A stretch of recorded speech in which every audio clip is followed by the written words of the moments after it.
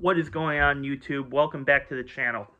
My name is Pete Logical, and today we are going over Captain America Brave New World. I got my shirt on for this, and um, that's not all the merch I got for this. I'll get to that later on. But um, yes, so a couple days ago, I saw this movie with my girlfriend and a bunch of friends. But I I honestly thoroughly enjoyed this film. There's gonna be people hating on it, but I can see where they're coming from because it's not like I said, it's not Winter Soldier level for me. That's probably a mark we're never gonna reach again. Um, a few films have come up like Infinity War and Civil War, but for the most part, that's kind of the MCU's best movie. And um so when I saw the trailers to this, it got me really excited. It brought back that old feel. I personally don't think there was a bad trailer or bad spot from this. It was really, for the most part, I thoroughly enjoyed the marketing behind this. I'll get to that later in the mixed section because I have something to say about that. So in preparation for this, I rewatched the Captain America movies and I reviewed them for all of you on the channel. And I watched Falcon and the Winter Soldier. With one more movie. If you haven't seen this is a quick movie recommendation for you in preparation. If you haven't already checked the film out and you haven't seen The Incredible Hulk in a while or haven't seen it, I think you might want to check that out because no spoilers in this review here, but um some of the plot takes references back to that movie, so you don't have to, but it's one that you might want to do so in advance if you haven't seen it already. Like if you haven't seen it in a while or you just haven't seen the film and don't remember it all that much. All right, so um moving on, the out of theater reactions were all mixed to positive. And there were a few negatives. As I said, I could see both sides to the argument. Whether this is a good movie or a terrible movie or like Marvel's Lost in Celeste. I get all of that. But for me, I thoroughly enjoyed my time with this.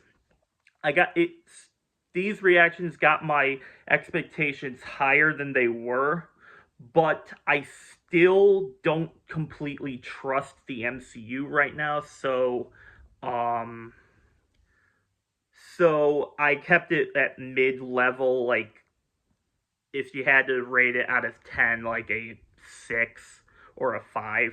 Like still high, but not like incredibly excited first thing. It was on my most anticipated movie list, but I wasn't like, oh man, I'm gonna love this movie. No, it wasn't that for me. It was like I hope I have some fun with it.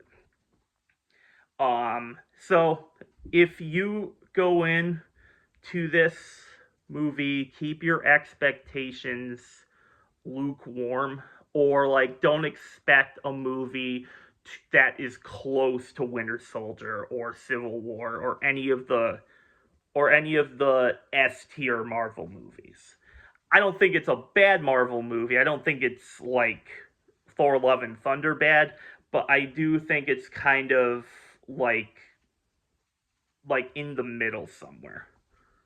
All right, with that out of the way, let's go into the review. But before we do that, if you would to please hit the like button on this video, um, and subscribe to the channel for more if you haven't already. So with that out of the way, let's dive in. I do these reviews in a positive, mixed, negative style format where the positives are the stuff I like, the the middle part is um the mixed stuff is somewhere in the middle, and the negatives are the stuff I don't like about the movie. So with that out of the way, let's dive in.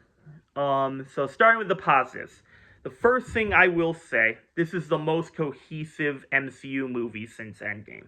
It drives in all these different plot points from tons of different films and answers key plot holes that were out there in the open, but um so it's cool to see them start building towards something again and just driving it all together. Um will Captain America be in the Avengers? It's said he will return at the end. Um so I'm hoping he's probably going to be the leader of this. Um he's probably going to be the leader, that's my guess, but we'll have to see when that comes out. The standouts, of course, were Anthony Mackie and Harrison Ford for me. I think both of these guys crushed their roles. Um, is Anthony Mackie necessarily better than Steve? I mean, you can be the judge of that. I just I don't think so, for what he was able to do with Captain America, I think he was a very good version of this character. And Harrison Ford, he's a legend. First of all, he's one of the greatest to ever do it.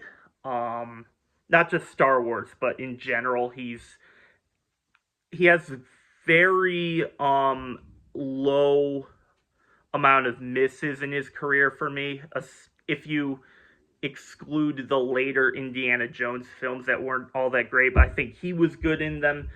So, again, you be the judge of that. But he's one of the greatest to do it, and he was amazing as Ross, filling in for the late William Hurt, who was outstanding in this role for so many years. But if they had to get anybody out there, I'm glad they got him because he's a legend. Um, we'll get to Red Hulk a bit later, but I think he wasn't just a cameo appearance. It was more of an actual role. I loved all the action sequences, particularly the no, I can't go into any spoilers, but whenever Captain America and Falcon were on screen together in the air and fighting fighter jets, I think worked so much. It worked so much, and the fight with Red Hulk at the end, bro. The fight with Red Hulk was just one of the coolest things that I've seen in a Marvel movie for years. Never really been the biggest Hulk guy, but Thaddeus Ross Red Hulk for me is one of my absolute favorite villains in all of Marvel, so it was cool to see that being brought to life here. So the next thing is this film is very much a political thriller like Winter Soldier was, particularly in the first and second acts. You see Thaddeus Ross going through a change of his life, but he's also the president of the White House and of America, and all these different elements that Winter Soldier did well are here. We will go. I don't think it was as good a movie as The Winter Soldier, so I don't think all of these were done necessarily amazing, but the overall vibe we got, it's clear that it took inspiration from it. Um we'll get to that a little bit later. Um so this film's an hour 58 minutes, so 80% of my runtime was fun. And it had me entertained the entire way through. Um, yeah, this was probably one of the better Marvel movies that has released since Endgame. I don't think it was as good as like Shang-Chi or that, but this movie worked for me. So 80% of it was fun and had me entertained. There is fourth wall humor in this, poking fun at they're poking fun at themselves for the loose ends, and also the president of Thaddeus Ross also has some humor, poking fun at real life, and yeah, just fourth wall breaks. Like that seems to be Marvel's thing right now. Sometimes it can be a little cringe. But here I think I think the fourth wall humor was excellent. And the final thing I will say in this is, um, like I said in my out of theater reaction, if not a lot of people liked the Falcon and the Winter Soldier, and I get that, but if you are one of those people that did, you will love this movie. This movie is going to win you over. If you weren't won over, you'll at least find it enjoyable. You'll at least have a good time with it. All right, now let's move on to the mix. Again, these aren't good or bad. These are just things to point out, or stuff that I don't think is necessarily good or bad, just right in the middle. All right, so the first thing, is there a post-credit scene to this? We all want to know. And the answer is yes, there is. There's one at the end. Is the post-credit scene important? Slash, like, oh my god, do you have to see this? Or, like, this thing is awesome. No, it's not any of that, but it'll give a hint. If this thing does continue, it'll give a hint as to where it could go in the future. That's all I will say on that. And this next thing.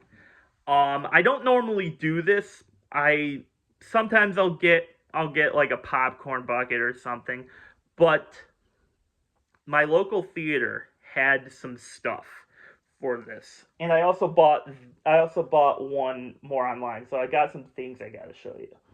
So my local theater has these Captain America cups here. They also have like a Red Hulk popcorn bucket. These are online, but they were much more pricey. So I was happy that I could get one for cheap value at my local theater, and it's just as awesome. And I also got one of these online for this movie. It's a Red Hulk tumbler cup. These are pretty cool, and I like when theaters do this. It'll just bring like more excitement for the movie, and I hope we get some more of that in the future, because I love my local theater. I do, but sometimes they can be a little slow when it comes to custom stuff. So it was pretty cool to see all of that, and the merch was awesome, as you could say. So if you're in and around the area, consider getting a Captain America cup or a popcorn bucket. So they'll be there while supplies last. So I can't promise you that they'll be there right now. They might all be gone, but oh well. All right, moving on to the real mixed portion of this. Aside from all that stuff, the marketing of Red Hulk. So I'm not gonna go into too much detail because I already did a video on this. where I went over an article covering Red Hulk's screen time, and this is kind of like a follow up segment to that. Um, so as I said in my out of theater reaction, if I didn't think that Red Hulk was wasted. I don't think it was. I don't necessarily think there should have been more or less time with Red Hulk. I will say this though. Again, no spoilers here. They do introduce a new villain in this, and he's a returning villain. Um, and he's the actual main villain of the film, not Thaddeus Ross. And as I said in the rumor video I did, now it's pretty much confirmed. It's not a rumor. That's actually the amount of time Red Hulk's on screen. But because he's a side villain, one, it's stupid. He should have been the main villain of this. I don't hate what they did with him here, but it would have been better had they just went with Red Hulk from the beginning. But they wanted to tie up loose ends from other projects. So, and I guess the new villain's okay. He was an okay character in the first movie that he appeared in. I think he's actually more, I won't say good in this, but he's more of a villain here. That's all I will say about that. So the marketing of Red Hulk, I think, was a little overdone. But I didn't feel cheated or anything like that. He was done very well. I think Harrison Ford did a very good job with his character. All right, now let's move on to the negatives. And the first one here is basically, from all of the reviews I've watched, there was one thing in common that all of them had, and that was the thoughts of the new Falcon that's in this movie. And he was actually on Falcon and the Winter Soldier in the final 2 episodes. But you get more of him here. So, I'm not going to say he's a bad character. He just annoyed the living shit out of me. He's written as more comedic relief, and I normally like those characters. If you know me and you've watched films with me before, you know I like those characters. Like, I like Donkey from Shrek. I like the comedic relief character, because sometimes a film can take itself too seriously, and you need that sort of relief factor. And when it's done well, it can do that. I just don't think his humor was funny. I don't know why. Sometimes, like, there was a few moments he had that were kind of cool, like when he was in action, he was good. But like everything else, I found him more annoying than funny. That's just my personal opinion, but a bunch of other people have had that same feeling. All right. This kind of ties into it. The humor overall in this film, aside from the fourth wall break sequences, it was not that great. Like, there were a couple like moments like outside of the fourth wall elements. There were kind of chuckle moments, but I wasn't like laughing nearly as much as, not necessarily I wanted to laugh, but like not it wasn't that funny. The humor was kind of hit or miss, so take it or leave that. So at an hour and 58 minutes, as I said, that's the amount of time this movie is long. The middle act kind of went on a bit too long. Now, it was saved by the third act. I think the third act was a lot better. And I think the first one was okay. Overall, I had a really good time with this. But I could feel where they rewrote this movie in editing. I could feel where they reshot some stuff because they were trying to, like, they expected the audience to know who is what, and they didn't really explain all of it really good, which is why I told you, if you haven't seen the movies I said to you at the beginning, that's why I'm bringing them to your attention, because if you haven't seen any of those, there are a few characters in here that you're probably going to be like, who the heck is this?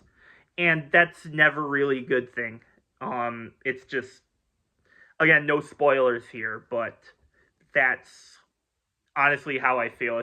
If you haven't seen, particularly if you haven't seen The Incredible Hulk and you haven't seen Falcon and the Winter Soldier, those are must watch before you watch this one. It's weird saying that because The Incredible Hulk is not even a Captain America movie, but whatever. All right, the last one is the inspirations elements. So earlier at the start, I was like, it took inspirations from other previous movies. And in my opinion, I think everything it tried to do was done before or done better in previous movies. Like, for example, the politicalness of this. Winter Soldier comes to mind. Civil War comes to mind. Movies like that, who, when they knew where they were going. This film does too, but I feel like it didn't capture that aura for me. But I thought the movie was overall pretty good. So yeah, overall, I think if you're a Marvel fan, you definitely should check this one out, just to see where you stand. Now, maybe you've seen it, and maybe you didn't like it. That's completely okay. Just let me know in the comments what portion of the film you didn't like, and we'll go from there. Real quick, on Rotten Tomatoes, Captain America Brave New World has a 50% from the critics and a 79% from the audience. Now, my score for this. I am actually kind of in the middle between these two, leaning more towards the audience. It's a 3.5 out of 5 for me. And it's a 75% out of 100. That's just how I feel. Let me know. Did you see it? What's your opinion on the movie? I'd love to hear from you. And with that out of the way, be sure to like the video, subscribe if you're new, and I'll catch you all next time. Later.